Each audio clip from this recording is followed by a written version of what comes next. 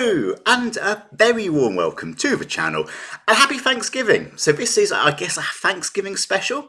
I thought it'd be nice to do like a themed video for the occasion. I did do one maybe like a year ago or 2 years ago, where I watched what food is inside, what you actually eat as part of the Thanksgiving meal.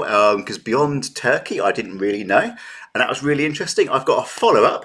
So this is regional Thanksgiving food in the US. It's from the Geography King channel.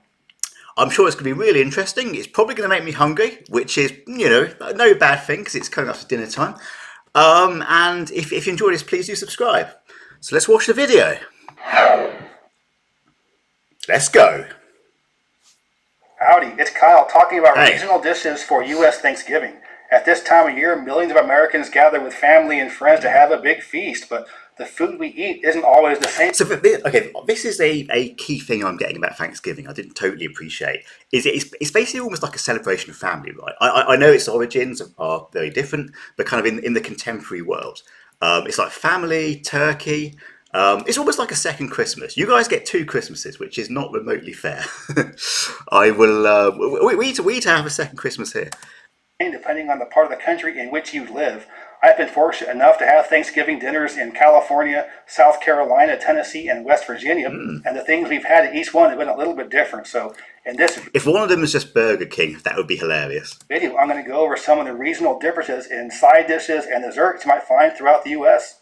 This time of year, you'll often see websites or maps showing stuff like this, where it's talking about the #1 side dish or most requested food for each state for Thanksgiving.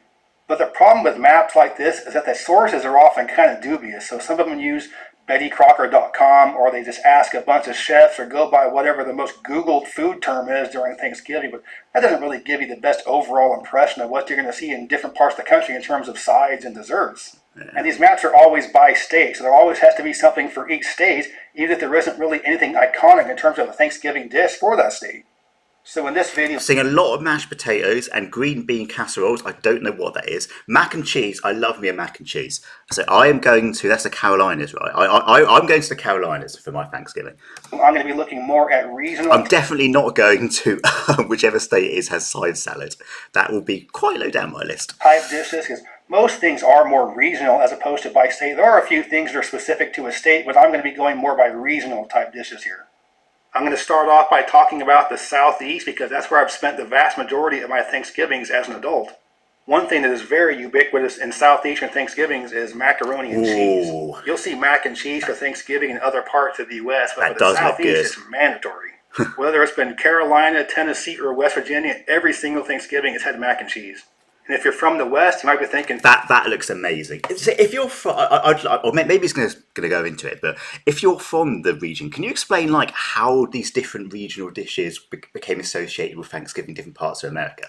Like why the different regional traditions? How do people in Georgia and South Carolina and the Carolinas come to associate mac and cheese with Thanksgiving? Oh no, to their credit, because it's a wonderful dish. What, you get a sippy cup with your mac and cheese? That's kind of how I thought as well before I moved to South Carolina. I mean, being from the West, I thought of mac and cheese as being that stuff that comes in a blue box. But since then, I've learned it can be really good baked into a casserole, and is one of my favorite parts of Thanksgiving. Something else very common throughout the Southeast is anything made with sweet potatoes. With North Carolina being the #1 producer of sweet potatoes in the U.S., you can expect to find a lot of sweet potato type dishes in the Southeast. You'll often see it baked into a casserole, often with marshmallows on top. Or it can also be a nice dessert baked into a pie. So this is not a dessert, right? Even though it's got the marshmallows, it's still like a main course. I'm assuming sweet potatoes are just potatoes. And you'll find sweet potatoes on the dinner plate all throughout the U.S., but it is most common and most prevalent in the Southeast. Another staple for the Southeast is anything with pecans. So whether they're sprinkled on top of a casserole, baked into a pie, or glazed into pralines, you'll often find pecans at a Southern Thanksgiving. It's also worth noting that it's pronounced pecans when talking about just the nuts, but if you're talking about a pie, it's a pecan pie. Also found at most Southern Thanksgivings are greens, which is a general term for collard, mustard, or turnip greens. And if you've been in the house when they're cooking the greens, wow, they stink. And they can be pretty off-putting to a lot of people because the flavor is often quite strong. But to make it more palatable, most people will cook the greens in either lard or butter. And if you were to mix that up with the mac and cheese, I think that would be amazing. Ham hocks in the pot as well. And that takes away some of the healthy aspects of the greens, but it does make them much tastier. Common in the western portions of the Southeast, primarily Louisiana, is something called carrot souffle. And these are Okay. carrots baked with egg whites and topped with various sweeteners. When you Ooh. get to the western end of the South, like Arkansas and Texas, you'll often see turkey cooked into spaghetti. And even in Okay. these days, turkey spaghetti is not more popular than this regular old turkey, but these are the places in the U.S. where you might find turkey spaghetti. Honestly, that sounds very nice. I mean, I like spaghetti. I like turkey. Anything with pasta in it, I like. Although I did have an Italian flatmate who used to get very angry because I put tomato ketchup on pasta, and that did not go down well. So yeah, I'm slightly uncivilized, but anything with pasta. Another southern regional dessert is called Kentucky Derby pie. Ooh, And as you might expect, it is most common in Kentucky, but you can't find it in other parts of the Southeast. And this is a chocolate chip cookie pie with nuts, usually walnuts, and it's served warm. that Another popular looks. Thanksgiving dessert in the South is peach dump cake. Personally, I hate peaches. They're one of my least favorite foods out there, but peach desserts are pretty common throughout the South on I want Thanksgiving. So one. whether it's Get me peach one. pie, peach cobbler, Can I get like a delivery? Is there somewhere around Hampshire I can order it from? or peach dump cake, you'll find them often in the Southeast. Now let's take a look at the northeastern part of the country.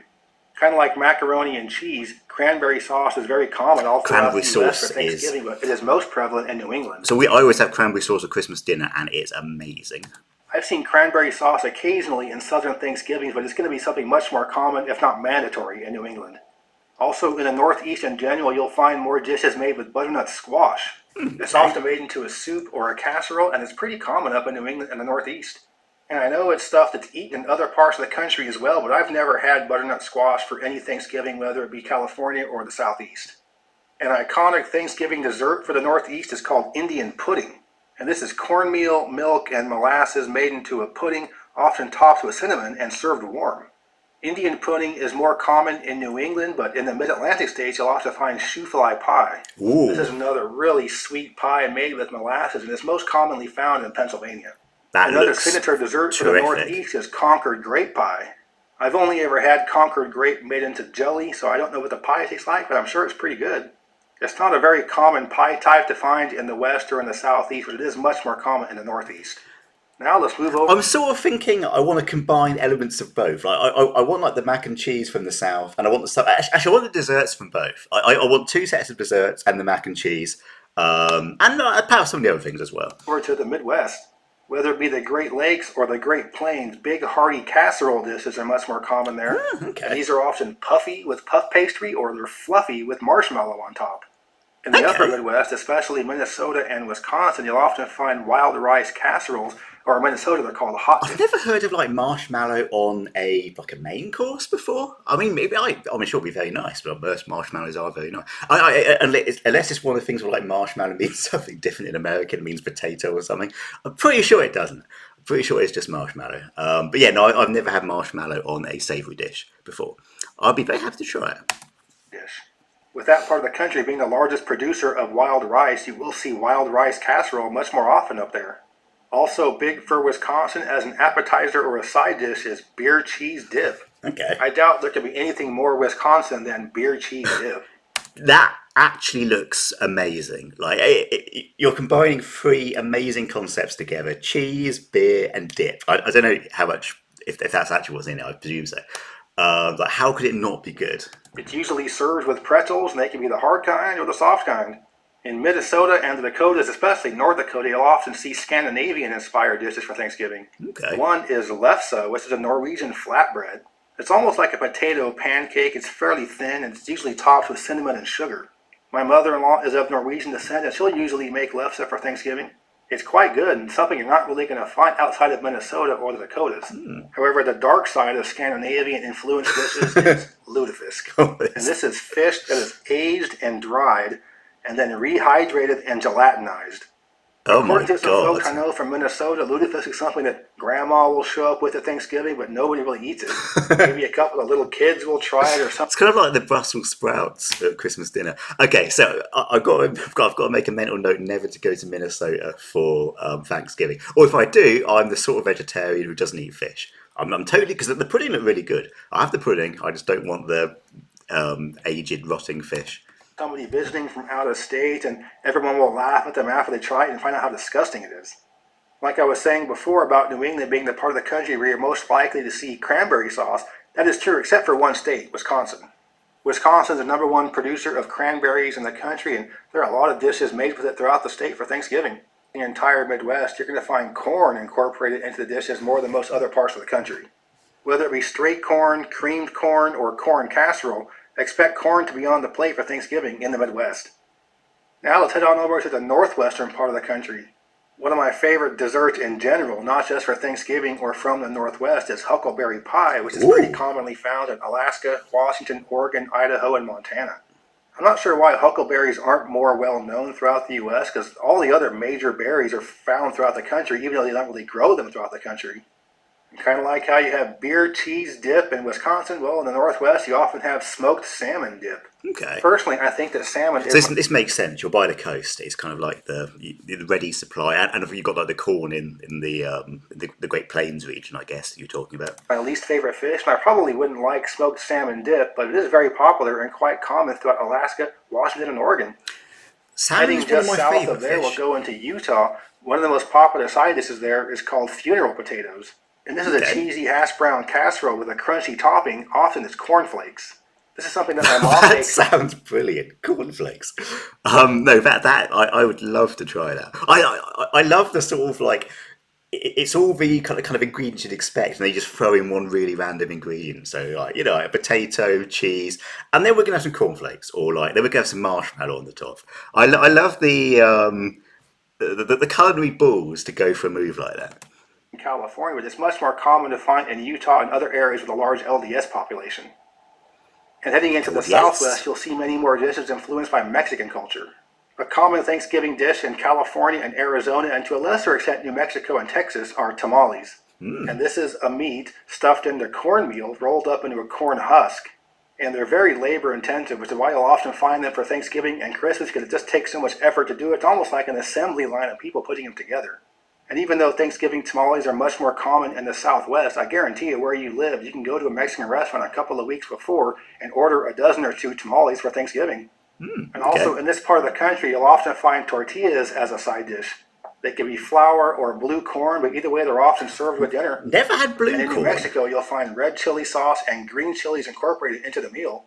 And people from New Mexico will put green chilies into just about everything. So whether it be the stuffing or a casserole, it's going to be pretty spicy. You can't escape the heat for dinner in New Mexico, even for Thanksgiving.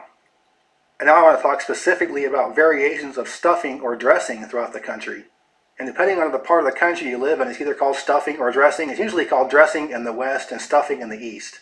But the base of the stuffing is what varies regionally throughout the U.S. In the eastern half of the U.S., most stuffing is going to be cornbread stuffing. I've had Okay. cornbread stuffing in every Thanksgiving I've been to in the Southeast, and it's usually my favorite dish of the meal.